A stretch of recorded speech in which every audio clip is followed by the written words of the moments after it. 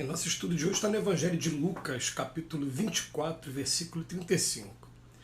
E eles lhes contaram o que lhes acontecera no caminho e como deles foi conhecido ao partir do pão. Emmanuel vem comentar na lição 129 do Pão Nosso, ao partir do pão. Muito importante o episódio em que o mestre é reconhecido pelos discípulos que se dirigiam para Emaús em desesperação. Jesus seguira-os com o amigo oculto, fixando-lhes a verdade no coração com as fórmulas verbais carinhosas e doces.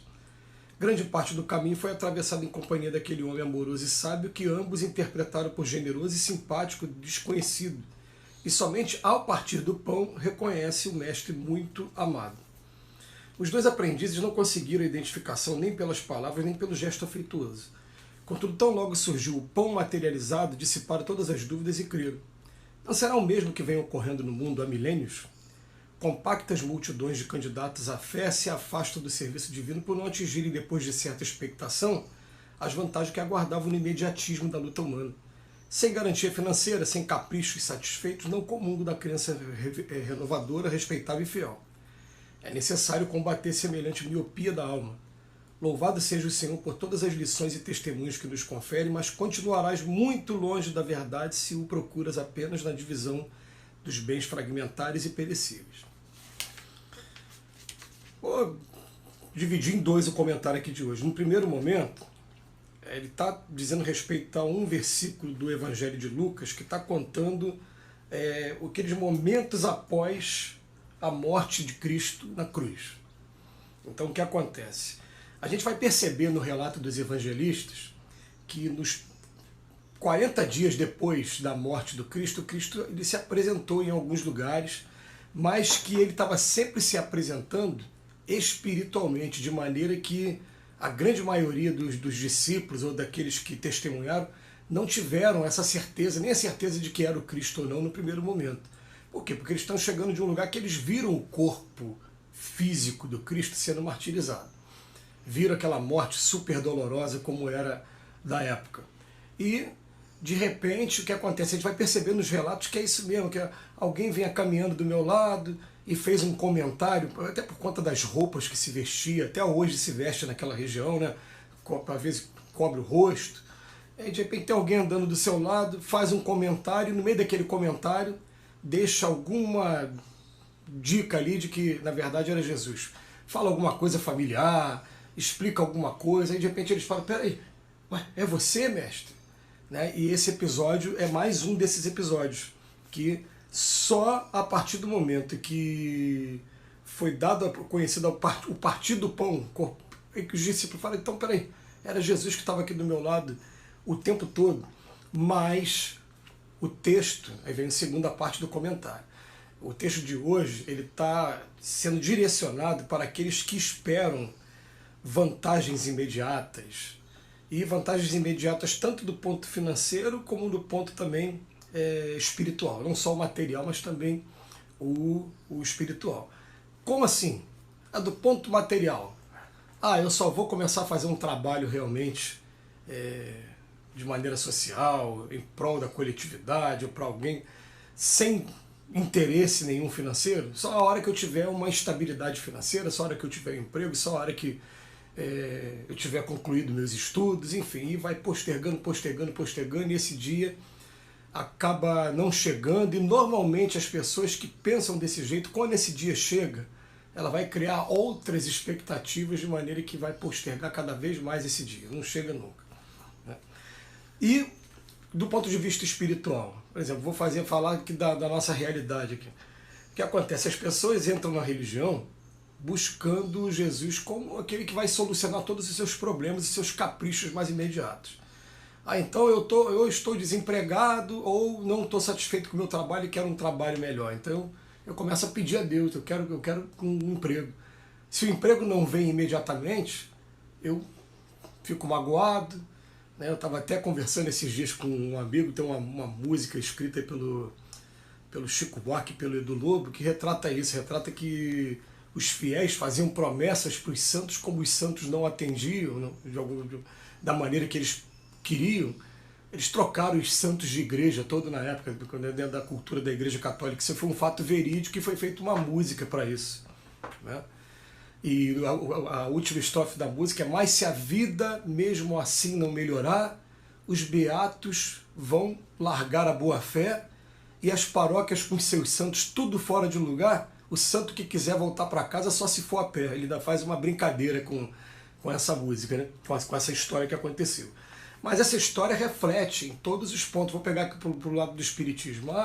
Eu fui para o Espiritismo na esperança de receber uma mensagem, uma notícia qualquer da minha mãe, do meu avô, alguém que já desencarnou. Aí começa a estudar, começa a ver aquilo tudo, e aí nunca vem, a resposta nunca vem.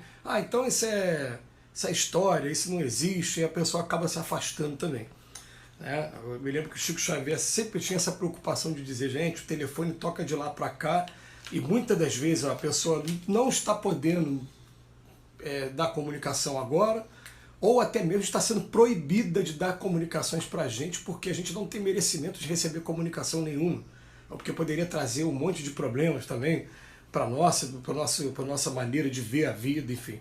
Os espíritos sabem muito bem o que a gente precisa e o que a gente tem que fazer agora, qual é a etapa que a gente vive agora. Então, ele vem contar para a gente aqui, né, de novo na lição, né? Os dois aprendizes não conseguiram a identificação nem pelas palavras nem pelo gesto afetuoso, mas quando ele pegou o pão materializado, dissiparam todas as dúvidas e creram. Se a gente entender os sinais que estão chegando para a gente o tempo todo, né, nos empurrando para que a gente entenda, estamos recebendo uma ajuda no campo material, porque existe todo um plano espiritual também. Nós estamos cercados por uma nuvem de testemunho, como diz Paulo de Tarso, aqueles amigos mais diretos e também aqueles que são os nossos, entre aspas, inimigos. Eles só são nosso inimigo porque a gente ainda não teve arrependimento nenhum do mal que a gente fez, nem reparou o mal que a gente fez. Quando a gente repara o mal que a gente fez, eles não conseguem atingir a gente. Se estão conseguindo atingir a gente é porque a gente ainda tem o que trabalhar dentro da gente, né? Mas eles ficam do nosso lado conspirando, inspirando para todo o cenário que vai acontecer com a gente. E a gente duvida, a gente não tem essa certeza, a gente quer que as coisas aconteçam da maneira que a gente quer. Então ele bota aqui, olha, compactas multidões de candidatos à fé se afastam do serviço divino por não atingirem, depois de certa expectação, as vantagens que aguardavam.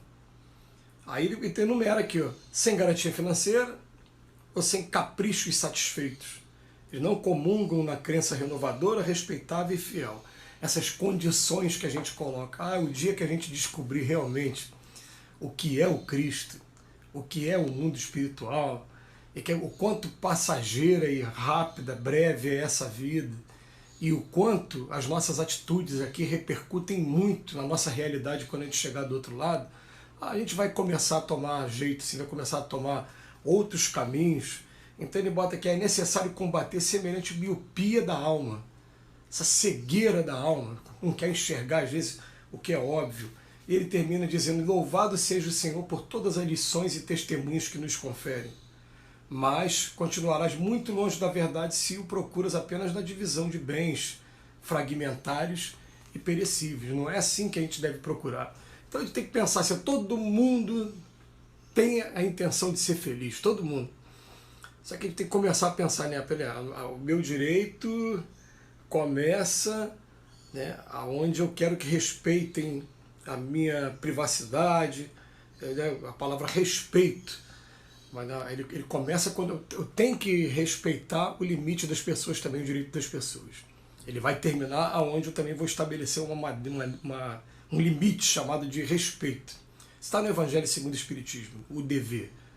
O dever começa no momento que eu tenho que respeitar o direito dos outros e também exigir que respeitem os meus direitos. Mas a gente começa a rever o nosso conceito de os meus direitos quando a gente começa a buscar o Cristo. Ele fala para a gente: busca e achareis, pedi e obtereis. Então a gente vai buscando, né, seguir essa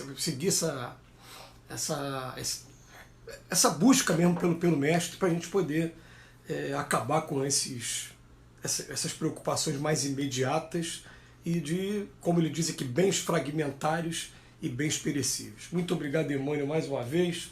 Que Jesus nos abençoe hoje e sempre.